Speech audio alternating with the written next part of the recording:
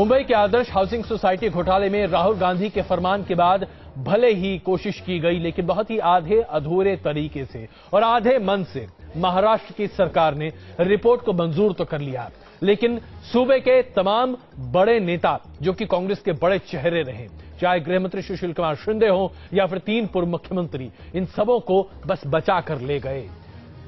Bharatiya Janata party ने पलटवार करने का मन बनाया है, कह रही है कि कांग्रेस लीपापोती कर रही है, लेकिन सबसे बड़ा सवाल यह है कि क्या कांग्रेस वाकई में अपने आप को भ्रष्टाचार के खिलाफ दिखाना चाहती है? अगर ऐसा है तो राहुल गांधी के दिए गए आदेश, उनकी की गई टिप्पणियों का पालन क्यों नहीं किया जा रहा? देखिए रिपोर्ट।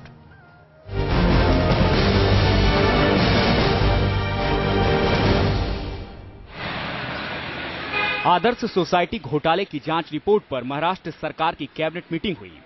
काफी माथापच्ची के बाद रिपोर्ट को आंशिक रूप से स्वीकार कर लिया गया। नतीजा अफसरों पर तो गाज गिरी, लेकिन उन तमाम बड़े चेहरों पर सरकार कोई सख्त फैसला नहीं ले पाई, जिन्हें लेकर विपक्ष लगातार सवाल उठाता रहा है। सबसे पहले आपको बता दें कि सरकार ने किस किस को क्लीन चिट दी है। सुशील कुमार शिंदे को मिली क्लीन चिट, विलास राव देशमुख को क्लीन चिट, शिवाजी राव निलंगेकर को क्लीन चिट।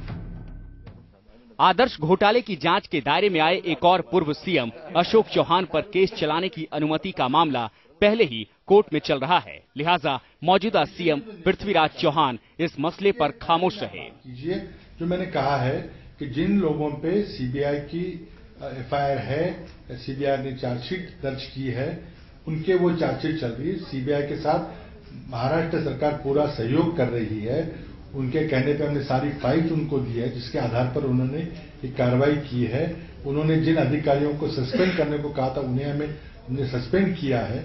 सिर्फ मैंने यही बात की, कानूनी बात, कि एक अगर जब गुनाह कोई होता है तो उसके लिए अलग अलग एफआईआर नहीं दर्ज होते।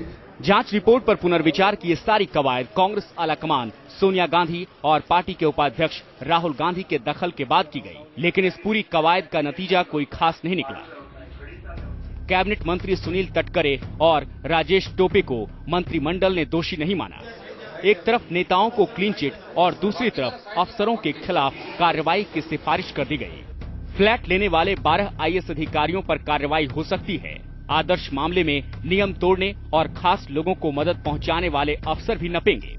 अयोग्य लोगों को फ्लैट दिए जाने पर कार्रवाई की जाएगी, जबकि बेनामी फ्लैट लेने वालों की भी जांच जारी रहेगी। आदर्श सोसाइटी में बनी अवैध मंजिलों को तोड़ने को लेकर कैबिनेट मीटिंग में कोई फैसला नहीं हो पाया। ये मामला फिलहाल कोर्ट के विचाराधीन है।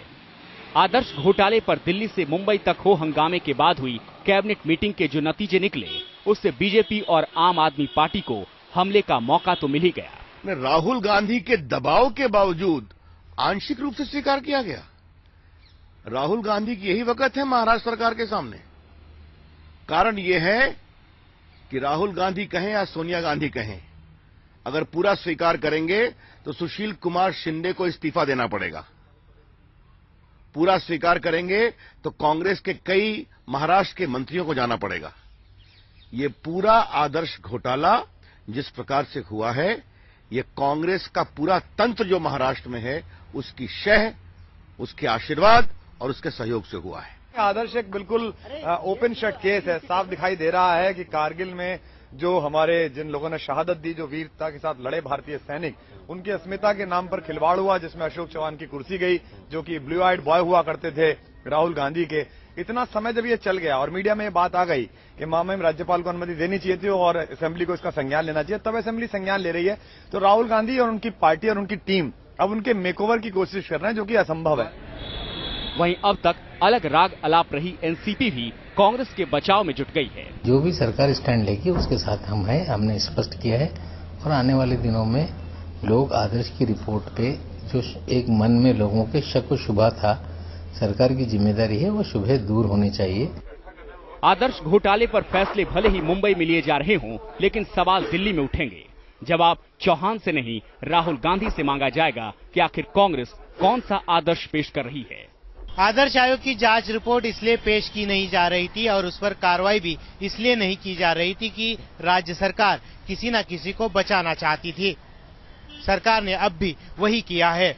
नेताओं को बचाया गया है और अधिकारियों पर गाज गिरी है। कुल मिलाकर ये बात अब स्पष्ट हो चुकी है कि भ्रष्टाचार के मुद्दे पर सरकार पूरी तरह से गंभीर नहीं है। वीडियो जर्नलिस्ट प्रशांत के साथ रफीक मुल्ला, न्यूज नेशन, मुंबई। तो कांग्रेस आखिरकार करती हुई क्या दिखाई दे रही है? क्या कांग्रेस पार्टी राहुल गांधी के दिए गए बयानों को भी तरजीह नहीं देना चाहती है? इस मुद्दे पर बात करने के लिए हमारे साथ मुकेश नाइक जी मौजूद हैं, कांग्रेस के प्रवक्ता। कुछ ही देर में प्रेम शुक्ला जी, शिवसेना के नेता, हमारे साथ जुड़ेंगे और किरीट सोमैया आज बीजेपी से भी हमारे साथ जुड़ेंगे। मुकेश जी, शुरुआत मैं आपसे करूं। राहुल गांधी ने जो संकेत दिए थे उसके बाद तो स्पष्ट तौर पर लग रहा था कि जो 4 मुख्यमंत्री, पूर्व मुख्यमंत्री इस रिपोर्ट में